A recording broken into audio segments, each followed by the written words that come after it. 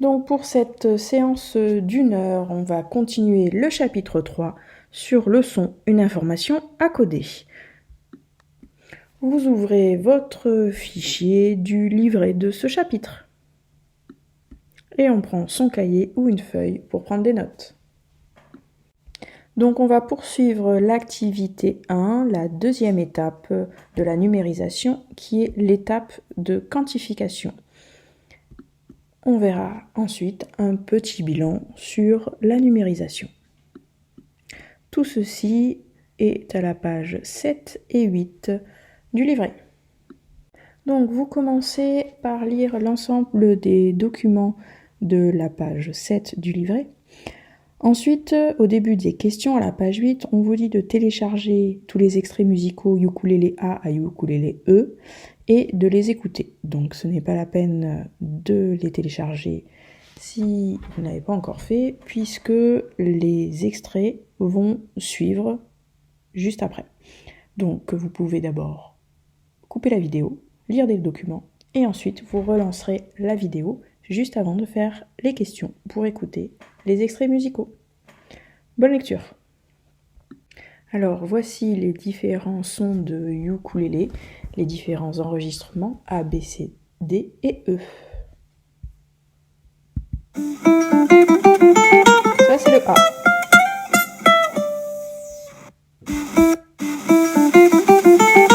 Ça c'est l'enregistrement B. Enregistrement C. Enregistrement D. Enregistrement E.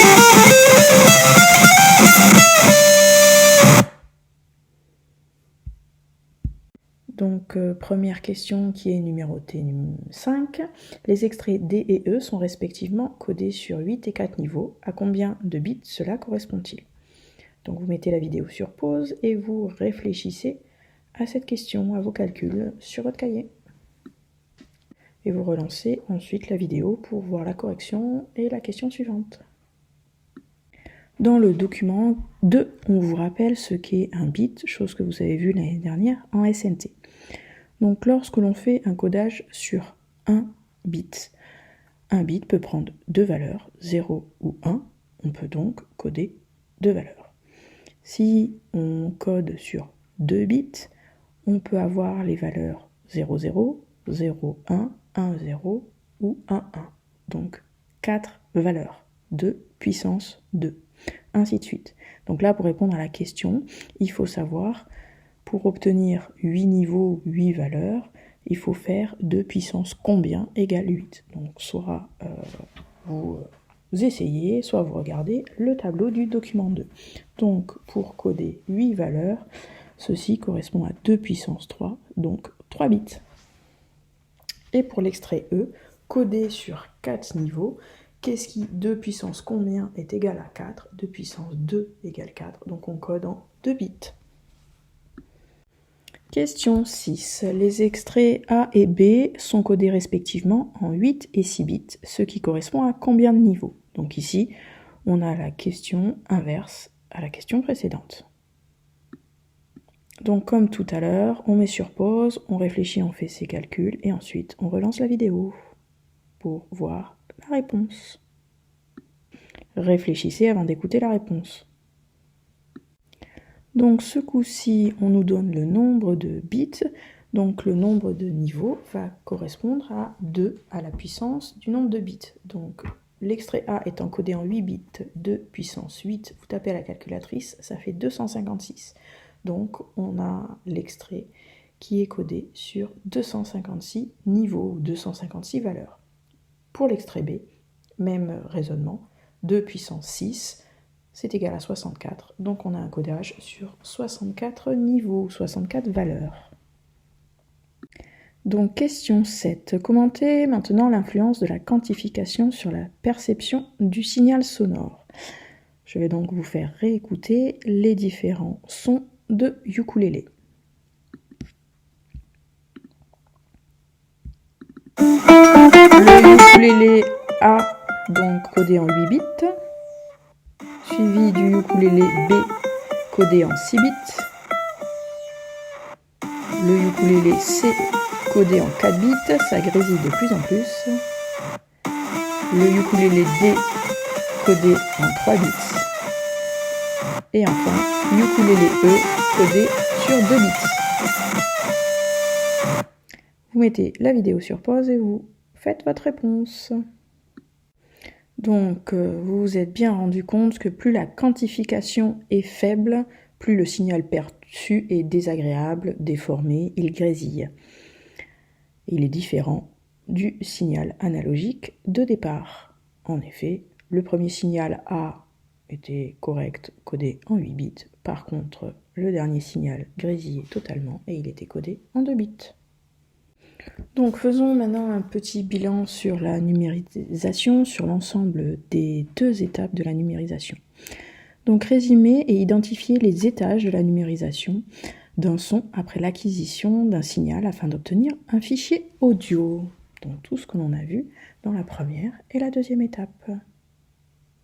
On met sur pause et on réfléchit, on rédige la réponse à la question avant de lancer la correction. Donc, on a vu que pour numériser un signal analogique, il y a 2 étapes. Première étape, il faut l'échantillonner, c'est-à-dire relever des valeurs à des intervalles de temps réguliers.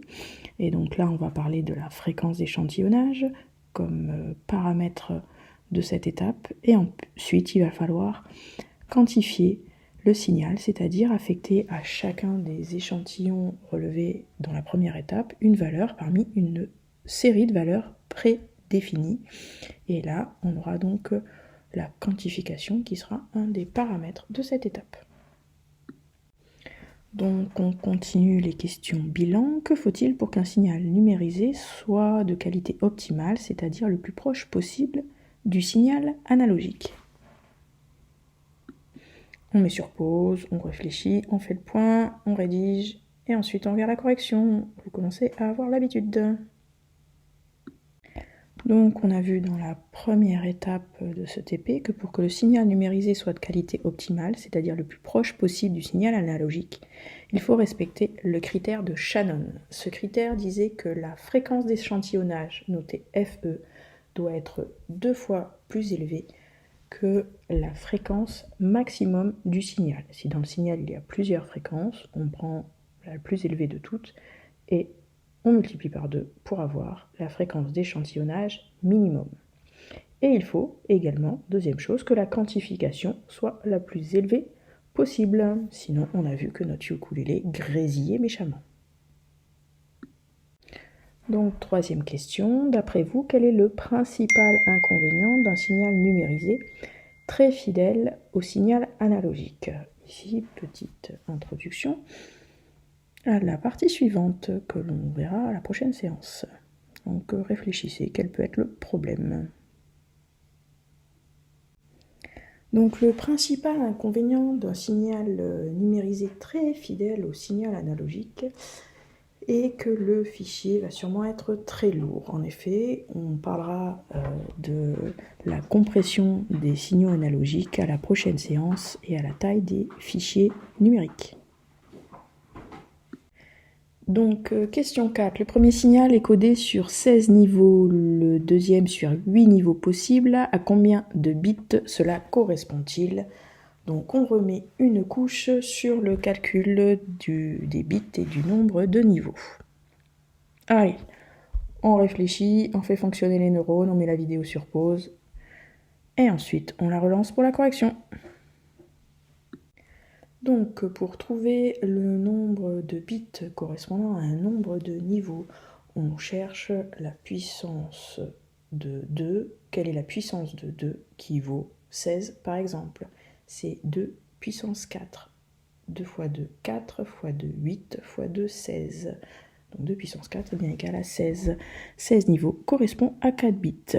Et de même, pour un signal codé sur 8 niveaux, ceci correspond à 3 bits de puissance 3.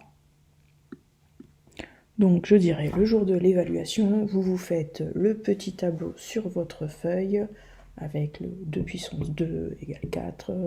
Non, on commence à 1, même à 0. 2 puissance 0 égale 0, 2 puissance 1 égale 2, 2 puissance 2 égale 4, 2 puissance 3 égale 8, 2 puissance 4 égale 16, ainsi de suite, jusqu'à 8 bits, on vous demandera rarement plus.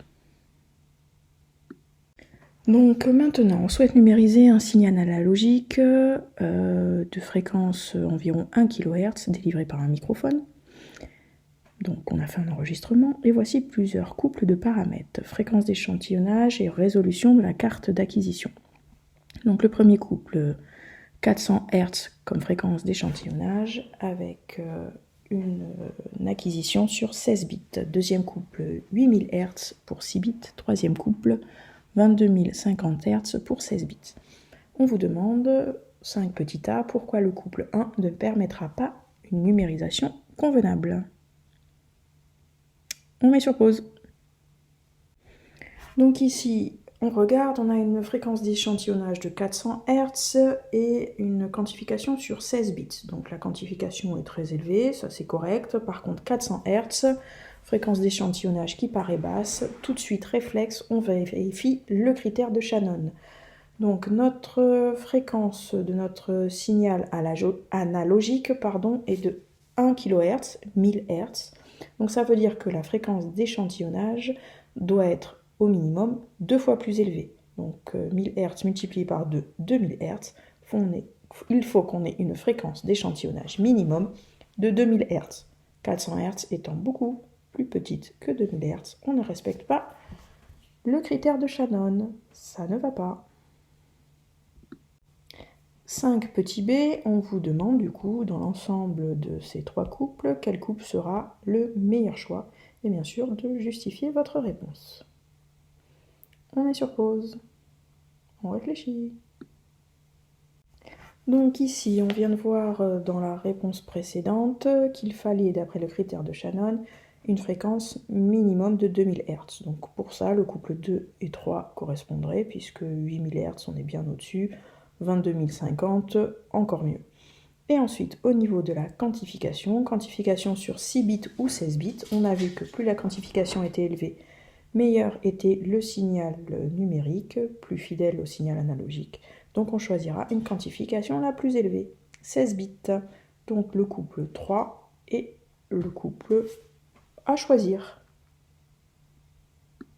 Donc question 5 petit c, que peut-on imaginer concernant la taille de ce fichier numérisé avec les paramètres du couple 3 par rapport à ceux du couple 2. Donc en effet, c'est le couple 3 qu'on a choisi étant le meilleur couple. Mais du coup, on a un échantillonnage très élevé, donc beaucoup de valeurs à numériser, et ensuite une numérisation sur 16 bits. Donc on risque d'avoir un fichier très très lourd. Donc il sera peut-être suffisant d'utiliser le couple 2. Après, il faut vérifier à l'oreille si un codage sur 6 bits ne déforme pas trop, ne fait pas trop grésiller le signal. Tout ça est qu'une histoire d'oreille. Donc vous vous êtes bien rendu compte que plus la quantification est faible, plus le signal perçu est désagréable, déformé, il grésille. Il est différent du signal analogique de départ. En effet, le premier signal A était correct, codé en 8 bits. Par contre, le dernier signal grésillait totalement et il était codé en 2 bits. Donc maintenant, vous regardez les 3 premiers exercices à la fin du livret, vous essayez de les faire. Une fois que vous les avez terminés, vous visionnez la correction. C'est à vous, mettez sur pause. Rendez-vous tout à l'heure. Donc normalement, vous avez corrigé les 3 exercices. Donc pour le premier, les étapes de la numérisation. On vous donne 2 signaux et on vous demande de citer les 2 étapes de la numérisation qui sont illustrées ci-dessus et de nommer chacune d'entre elles. Donc en fin de compte, les 2 étapes, c'est tout d'abord l'échantillonnage qui est illustré ici par le schéma numéro 1 et ensuite on a la quantification qui est illustrée par le schéma numéro 2. Donc exercice numéro 2, on vous demande d'interpréter les signaux numérisés. Vous avez 2 signaux, ou plutôt un signal qui est numérisé de deux façons différentes et on vous demande dans quel cas la fréquence d'échantillonnage est la plus faible et dans quel cas la quantification est la plus fine. Donc la fréquence d'échantillonnage la plus faible correspond à un signal où on aurait relevé très peu de valeurs, pas souvent. Donc là, vous regardez sur l'axe des abscisses, sur l'axe du temps en millisecondes, et vous regardez s'il y a de nombreuses valeurs relevées. Sur le premier, pas énormément par rapport au deuxième. Donc la fréquence d'échantillonnage est la plus faible, c'est-à-dire la période la plus grande, l'espace entre deux mesures la plus grande, sur le premier signal. Pour ce qui est de la quantification, on va regarder sur l'axe des ordonnées. Vous regardez si vous avez énormément de valeurs possibles sur l'axe des ordonnées. On voit sur le premier signal qu'on a 7 valeurs possibles, alors que sur le signal de droite, le deuxième, il y en a une certaine quantité, je n'arrive même pas à les compter. Donc, beaucoup plus de valeurs possibles. La quantification est donc plus fine sur le deuxième signal. Pour la deuxième question, quel signal numérique est le plus fidèle au signal de départ? Alors visuellement, ça se voit bien que c'est le deuxième, et ensuite, en effet, c'est celui qui a la fréquence d'échantillonnage la plus élevée et la quantification la plus fine. Donc c'est bien le deuxième. Donc pour le troisième et dernier exercice de la séance, on parle de fréquence d'échantillonnage. Donc un CAN, un convertisseur analogique numérique, offre 3 possibilités pour paramétrer la fréquence d'échantillonnage, 10 kHz, 20 kHz, 40 kHz. On vous demande de déterminer les fréquences d'échantillonnage minimales qu'il faut choisir pour numériser correctement un son de fréquence 7000 Hz. Donc là, en gros, on vous demande de parler du critère de Shannon.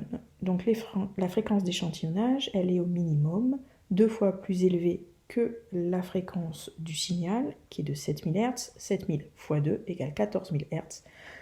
Donc on vous propose 10, 20 ou 40 000 Hz. On va donc choisir 20 000 Hz, plus élevé que 14 000. Pour la question 2, pourquoi un fichier audio doit-il être numérisé en sélectionnant de préférence la fréquence d'échantillonnage de 40 kHz? Ça, c'est lié à l'oreille humaine, puisque on a vu que l'oreille humaine entendait des fréquences entre 20 Hz et 20 kHz, donc d'après le critère de Shannon. Si on veut correctement échantillonner toutes les fréquences audibles par l'être humain, il faut échantillonner au minimum à 2 fois 20 000 Hz, soit 40 000 Hz, c'est-à-dire 40 kHz. Donc maintenant la séance est terminée, donc il vous reste à faire pour la prochaine séance de physique-chimie, le mieux c'est de le faire en suivant et de rédiger le grand 1 du cours. Merci à vous.